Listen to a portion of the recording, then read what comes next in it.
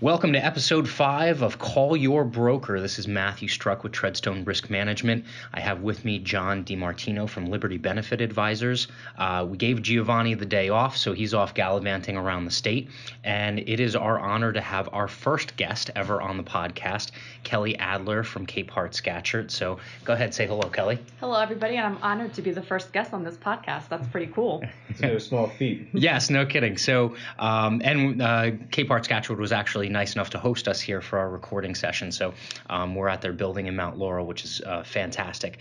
So Kelly, a little bit about your background. You're a labor and employment attorney. You deal with public and private employers, and you're licensed to practice in New Jersey and PA. Does that kind of sum it up, or is there anything that goes along with that? No, that pretty much sums it up. Okay, awesome. So what really inspired this podcast, this episode, was a blog article that you put together, and that's part of, is that the HR blog that Capehart puts out? Yes. Okay. So our Capehart has a whole host of different blogs, and one of the blogs that we do is an HR resource blog where the different attorneys in our labor and employment department contribute on a biweekly basis, pretty much, to about different topics that are pertinent at the time.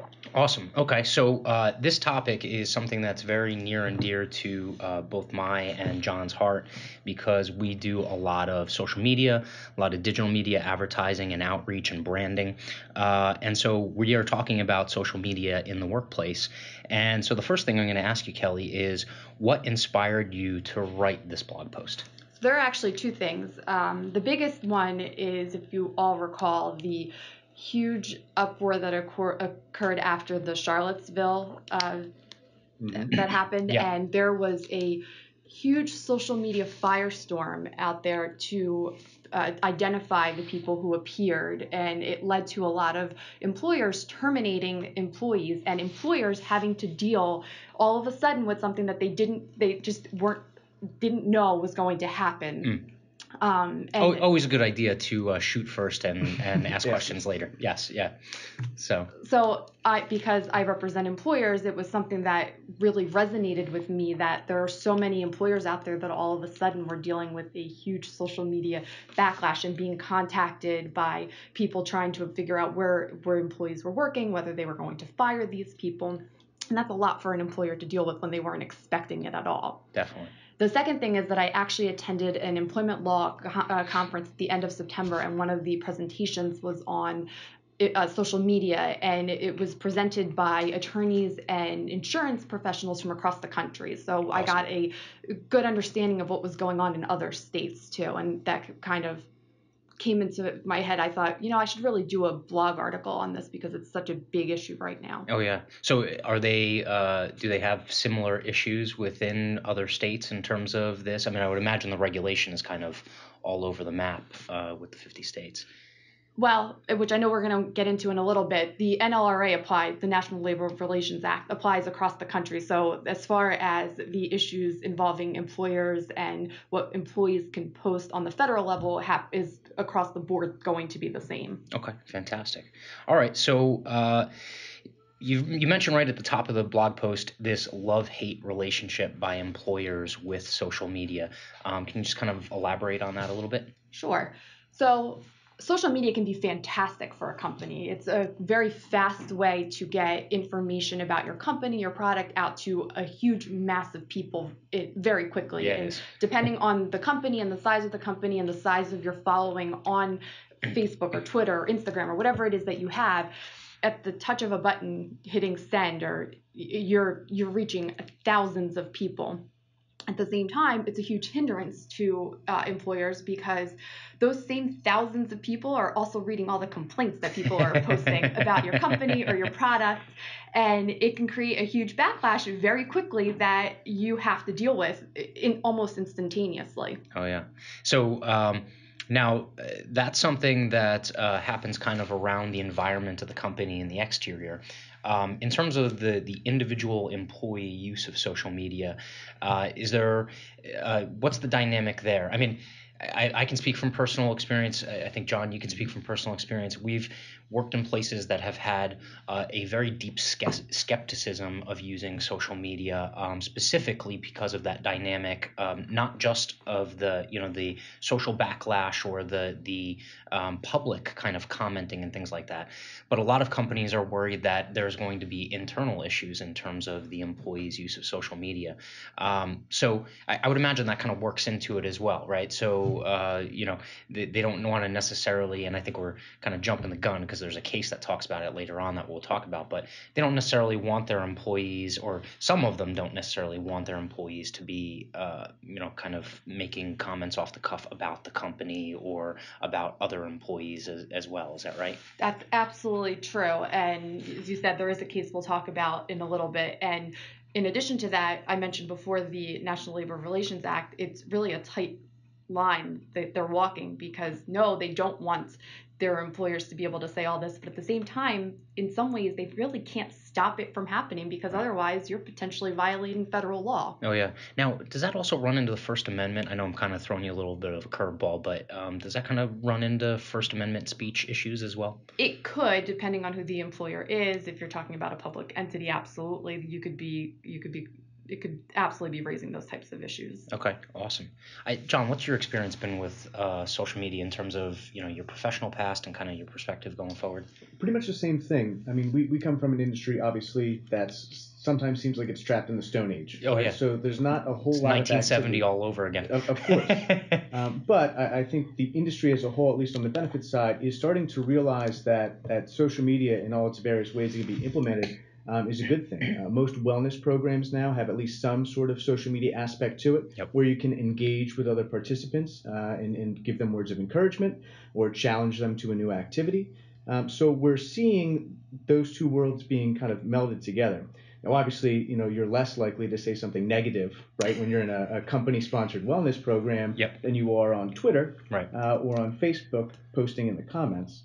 But I think even in our own experience, we have to make sure that we're not crossing any lines when we post things as well.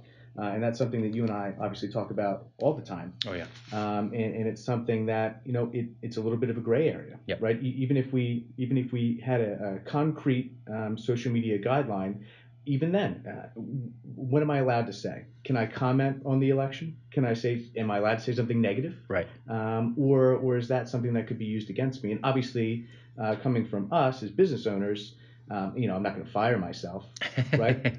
But I've heard of issues with some of our competitors posting things to Twitter or Facebook and getting a lot of negative backlash from some of the contacts that they have either in our industry or some of their clients. Right. And obviously that's having the opposite effect of what's intended.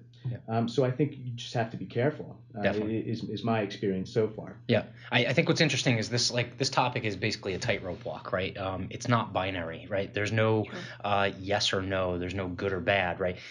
There can even be blending. I mean, just look at the Trump campaign that happened recently. A lot of that stuff garnered, a lot of the stuff he put out there garnered a lot of negative attention, but that negative attention also put him in front of eyeballs that normally he wouldn't have been in front of, or it would have cost him a ton of money in order to get that attention. So that being said, it being a tightrope walk and something where you have to be very, treat it very delicately. Let's talk about the idea of social media policies internally for an employer, both in terms of the employer's use in the, HR and hiring process, and then also the specific case of kind of applying to the employees and what they're able to do or not able to do. So I guess the easiest thing to do is to start with the hiring process, because that's your first foray into social media as far as an employee potentially coming into the company. Yep. And the rule of thumb is to make sure if you're going to do a Facebook search or a Twitter search or any kind of social media search on a potential employee, you need to make sure you're doing it with every single candidate you have. That is number one. Oh, yeah. You cannot pick and choose which candidates you're going to search. Yeah, no, he looks a little shady. We're gonna background check him. Yeah, definitely. And the second thing you want to make sure that you're doing is that you're documenting. I feel like I say this word all the time when I'm doing seminars or I'm talking to clients. And I'm constantly telling people you need to document what you're doing. And a lot of times I kind of get a look like, why? Yeah. Because if you don't and somebody sues you, then I have nothing to protect you with, because I can't, your word against that person. And, sometimes you end up on the short end of the stick there. So you want to document what you're doing. And the other thing is to make sure that whoever is actually making the final hiring decision, whether it's a particular person or whether it's a committee, is not the people who, the actual person or the committee members are not doing the social media searches. You want somebody who's outside of the actual hiring process, but at the same time, you want it to be the same one or two people who are responsible, so that it's the same things are being done each and every time. It's really about consistency and documenting. Those are the two big terms as far as defense lawyers Oh, definitely. go. Yeah, I would imagine if there was a 10 commandments of defense lawyers, that would probably be 1 and 2 or 2 and 3 on and there. Possibly 5, 6, 7, 8, 9, and 10. Yes, definitely. So now, really quickly, for a small business owner that's not necessarily running a large HR department or anything like that, from their perspective, would you advocate using an outside service as opposed to them actually doing the social media background check themselves?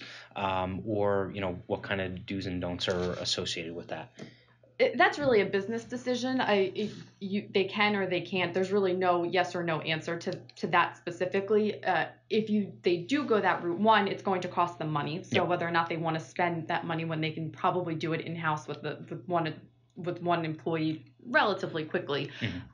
The other thing that they have to think about is that whoever they're hiring, they need to make sure are legally doing what they're allowed to do. So now you're relying on a third party to do something for you that could have repercussions against you later on. So that's just something to think about. Okay. And actually, one of the things that we were talking about earlier was when you're doing these Facebook background checks, let's call them, what exactly are you looking for? And if you're a third party who's doing this on behalf of the employer, what things would you maybe withhold from the employer?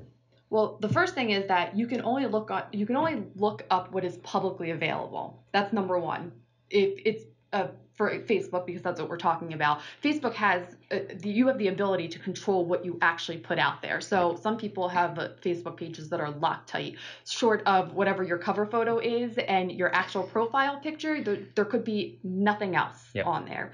And then other people just don't care, and they'll post whatever and whenever, and they don't lock it down, and it is what it is. But if it's not locked down, you have access to that. That's fine. If it is locked down, that's it. You can't go friending the candidate. You can't ask somebody who happens to be friends with that person to get access to their account. Those are all huge no-nos, and potentially you could be violating federal and or state laws by doing that. So that's definitely no, and I can't stress that enough. I'm always wondering, because being on social media a lot, there's always tons of friend requests and things like that, contacts that come from these profiles that are obviously not the person that's behind the profile. And that's always my question is, all right, who is this? Is it, is it China trying to hack Facebook? Is it, someone trying to gain some inside information on, a group of people or something like that? So, that's good information. All right. So in terms of the formal social media policy, would you advocate having one that's for both the HR process and the employee, or would you split those up? What does that look like? Again, those are business decisions. It probably would be easier to just do two separate policies because those are two distinct issues. But it really also depends on how big your company is. If you're a small mom and pop shop, you might not want to deal with having two separate policies. You can just include an A or a B in your handbook and let it go at that. Or you can just separate them, and if that's a particular policy related to hiring, so maybe you wouldn't include it in your employee handbook, you'd include it in some other policy handbook you have on your hiring process. Okay, awesome. Now, we were talking a little bit before outside of the podcast just about kind of some of the resources that are out there. I think we would advocate for at least working off of a template, right, to create a foundation for these social media policies, but then customizing it, right? So I think, John, you had mentioned that in the benefits world, there's some resources as far as that goes, right? Definitely. I mean, over the last few years, brokers as a means of differentiating themselves from one another, we all kind of did the same thing, Yep. right? Yep. Which was tap into HR resources and technology services. And one of the ones that we tap into is called the MyWave portal. So it's a warehouse of information about human resources and benefits. Mm-hmm. And some of that is employee handbook templates, social media guideline templates, information about social media. So what is it? What's a tweet? How do you define that? So that way you can stay informed. But of course, anytime you're creating a legal document or something that's going to be, dictating what your policy is, we always suggest going to whoever is your attorney. And I think, that's kind of a layup, right? Yeah. But of course, I mean, it's extremely important because a general guideline, while that may be okay for somebody who doesn't really have that many employees or doesn't really post to social media, I think, the larger the risk or the more employees that you have, the more of an opportunity there is for something to go awry. Right. And I think it's extremely important now to make sure that you're protected as an employer and that the employees know what they can and can't do. I think it's very important to be clear. Oh yeah. And so Kelly, as an attorney that deals with a lot of this, I would imagine you also have templates that you've worked off in the past. That's things that you prefer to kind of build in or work off of as well. Is that right? It is. We write handbooks all the time for clients. So okay. in some respects, we do have some templates for stuff because we've been doing it for so long. There's no point in recreating the wheel every single time. The thing to be really careful with as far as pulling a template off the internet is that every state has different laws. Mm-hmm. So you have to make sure that template actually applies to your particular state. Mm-hmm. I mean, New Jersey has its own specific laws about, for example, you can't ask for passwords to social media accounts. That's a law we have on the books. Some states don't have that. Yep. So there are going to be state-specific issues that need to be addressed within each specific policy, depending on where you are. Yeah. That's actually shocking. Yeah. That there are states that's allowed in. Yeah. Right? or at least they don't go as far as to explicitly say you can't do it. Correct. Okay. Well, if you don't ask, you don't get it. So, all right. So let's talk about some of the missteps that could happen in terms of disciplinary action and administrative action that can happen surrounding an employee's posts or their activity on social media.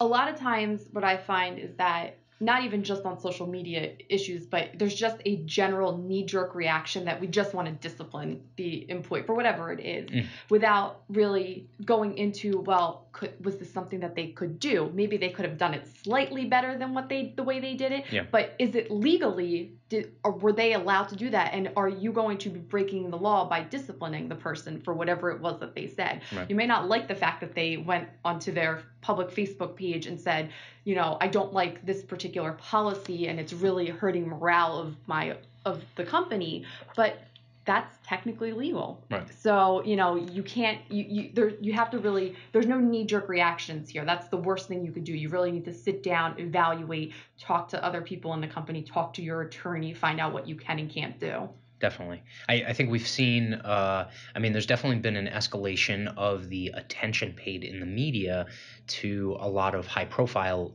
employees that have been terminated or had their contracts canceled because of things that they did on social media.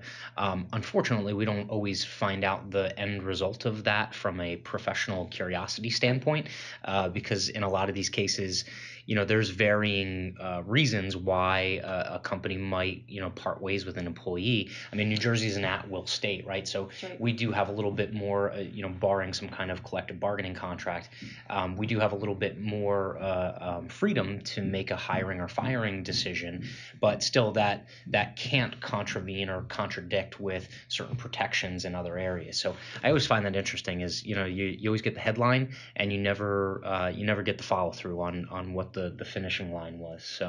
So where Kelly, where is the line? Right. So if you Google social media fired, you see all kinds of crazy things. Things that I don't see anything wrong with them, right? And people are being dismissed because of them. And then you have the opposite end of the spectrum where you can't believe somebody would say that on a public social media page, and they're kind of getting what's coming to them. So I mean, how do you know it's okay? That's a good question and hard to answer, to be honest. It really is a very fact-specific inquiry. There's no one-size-fits-all answer to that. You're going to have to look at the facts of the case, what happened, how you've addressed similar issues in the past with other employees, because again, consistency, if you didn't fire somebody for saying something on social media here, and this person did something that's very similar, but you don't happen to like this employee, so we're going to try to fire them for it. Now you're coming up on a potential issue. So it's very fact specific, and there's a lot of detail you're going into. You're not necessarily just looking at the act itself. All right. So in that vein, we've already talked about it, but the NLRA, the National Labor Relations Act, is kind of a big piece of federal regulation that acts as an umbrella over a lot of this stuff.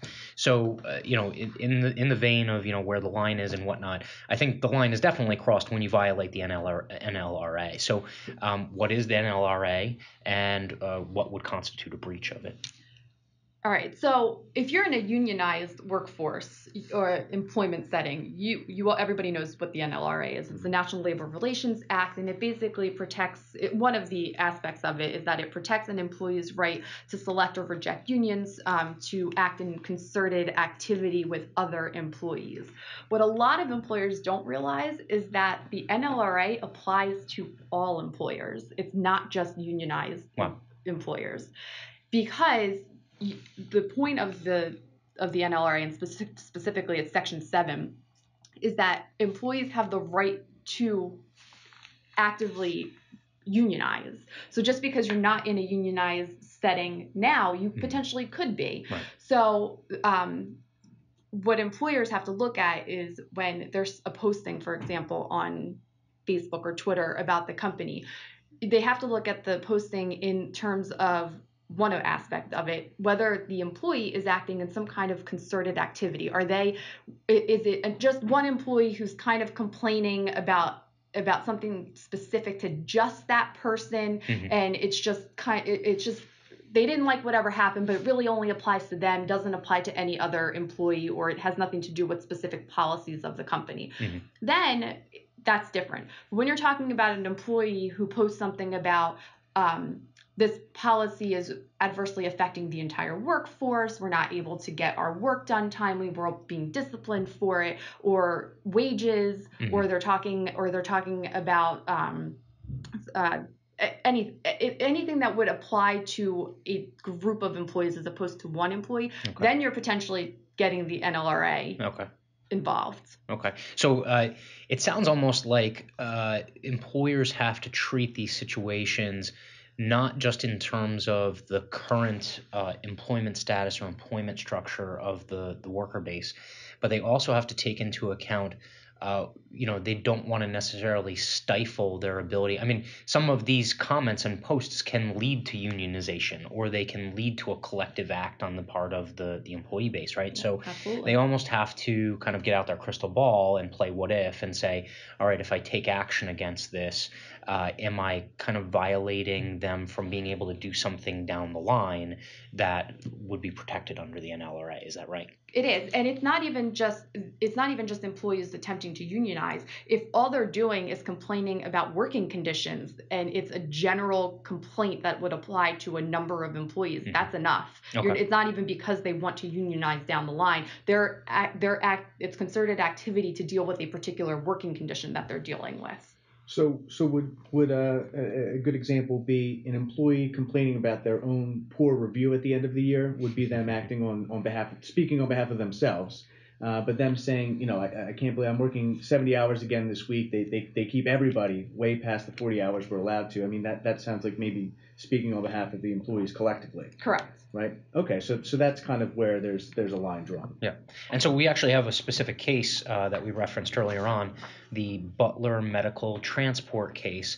And I think this is kind of something similar, had to do with, I believe it was a fired employee, but the violation didn't really happen in firing the first employee. It happened with what the interaction was with the second employee. Is that right? That is correct. The case is Butler Medical Transport, and it actually was issued by the National Labor Relations Board, which I'm just going to say the board because it's easier, in July of 2017. And basically what happened was that the former employee posted on a public Facebook page that she believed she was wrongfully terminated, and a current employee, so this person was obviously still employed by the company, posted underneath that comment something to the effect of, "Sorry to hear that, but if you want to, you may think about getting a lawyer and taking them to court. You could contact the labor board too."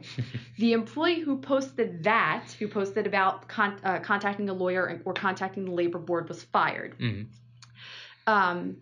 This current employee who knew to go to a lawyer or to the board filed a complaint, and it ended up being that the NLRB, the board, held that the termination violated the National Labor Relations Act because it was concerted due to the fact that it was made for the mutual aid and protection of employees, and that the discharge was made pursuant to an unlawful social media policy, which, and I'm quoting the policy, "I will refrain from using social networking sites which could discredit Butler Medical Transport or damage its image." Okay, so I think earlier on in the blog post you talk about policies being either too broad or too specific or too stringent almost, and so I would imagine that's a little bit of an example, right? I mean, you can't say anything bad about the company, you can't be critical at all, basically be quiet or we're going to fire you, right? I mean, my question would be, could you do that before social media, right? I mean, if a customer walks into the mattress store, can you tell them, go somewhere else for this mattress that we carry here? You're going to get a better deal. I mean, as an owner, you wouldn't want an employee saying that or bad-mouthing your company. So can you prevent them from doing that off social media or while they're at work, or from sending a nasty email about the company to a prospect? I mean, again, it all depends on what they're saying. If it's truly disparaging and has no basis in fact, or it's not really meant to deal with like employee conditions or something work related that would affect a large group of people, then possibly, I mean, that's possibly okay.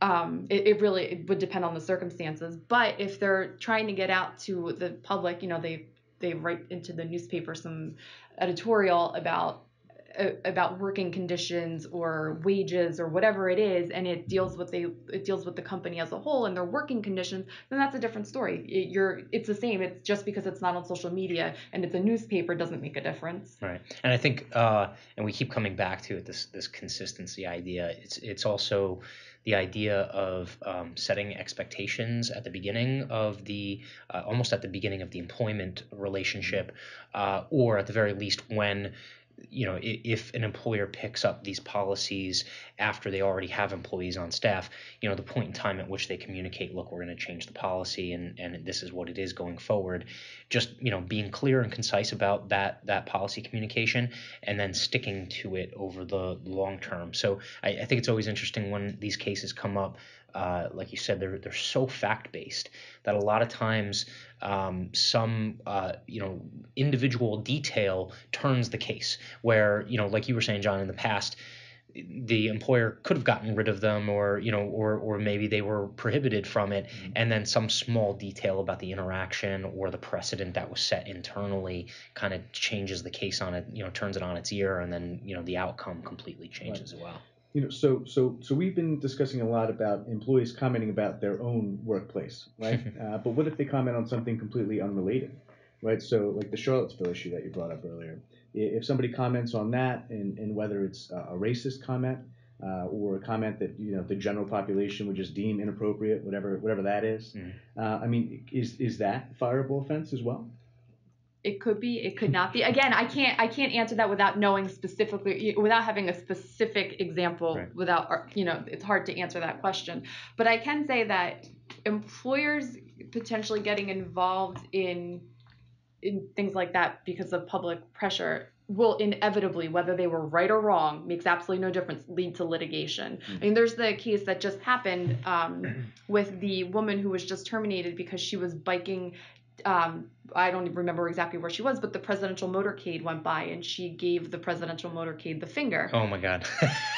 And it became, somebody took a picture of that, Yep. and it was posted, and it went viral, and Yep. you couldn't actually see the woman. The picture was taken of her back. Mm-hmm. But because the picture went viral, I believe she posted the picture onto her Facebook page. I actually think she even used it as her profile picture, so obviously that's public to everybody. Yeah, she's owning it. Yeah. And from what I've read, and again, this is all what's been in the news, so I don't know how much of it is accurate and is not accurate. She actually contacted her company and told them that this happened, just to kind of warn them, and she was fired. Now, do we know the specifics of why she was fired? No, because the company is not allowed to talk about it, so we're just hearing one side of what happened. Right. But is there a possibility that there are lawsuits coming because of that? Absolutely. Yeah. It's completely plausible that she might go to an attorney and file a lawsuit. So whether or not the company had the right to do it, and I'm not going to weigh in on that issue, it could potentially lead to legal issues. Whether you win or lose, you're still spending a lot of money to deal with it. So you really have to weigh what you're doing and whether you want to deal with the repercussions either way. Right. I mean, in some cases, with some of the ESPN firings and whatnot, I think they probably did that cost value calculation, and they figured, all right, even if we do have to pay out X number of millions of dollars, maybe it saves face or saves PR, and it saves us a much greater amount of money in the long run. Okay, so very complex issue. Thank you very much for lending your expertise on this. The last thing I would ask is, okay, so what's the take-home advice and the next step for employers that might be listening to this? So the first thing you want to do is, if you don't have a social media policy, either on the hiring side or on the employee personnel handbook side, you need to get one. So contact your attorney, contact whoever you use for creating your handbook policies, get one on the books. The second thing is that make sure you review it and that it is reviewed by somebody who would know whether or not it actually follows the law in your particular state.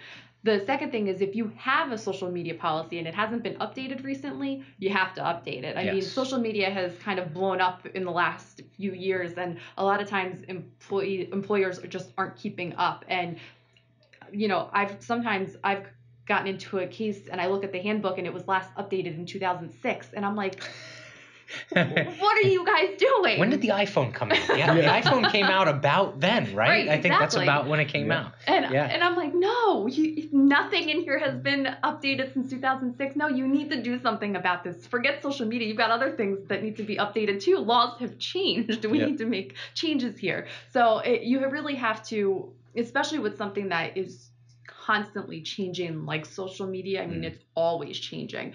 And day to day, almost, it feels like sometimes you have to keep up to date, and you have to make sure your policies are keeping up with the times. Okay, awesome. So thank you.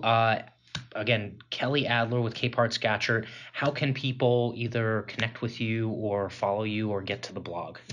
So the blog is easy. If you go onto capehart.com, we have a tab that says publications on it. It'll come down. There'll be a section for blogs. You just have to search through our blogs. It's the HR resource blog. It's about halfway down on the page of all the other ones. There's a spot on the HR resource blog to actually sign up to get the blog.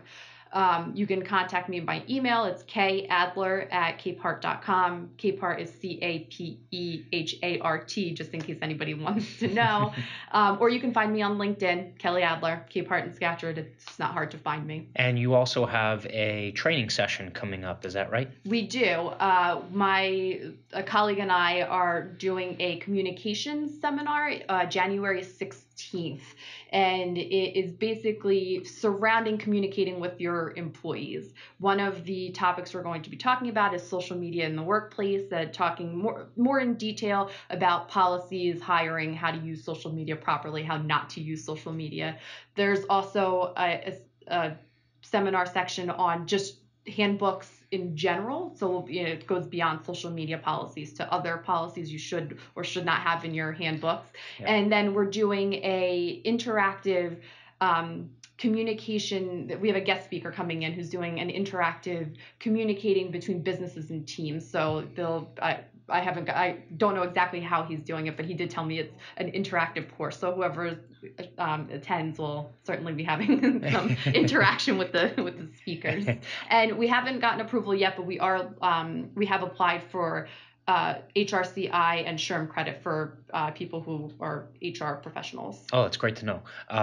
And what I'm also going to do is in the show notes, we'll include a link to the actual blog article. Perfect. And so on the webpage with the blog article, if you read it there, I think there's a place to subscribe as well to kick your email in. So, all right. So episode 5 in the books, talking about social media in the workplace.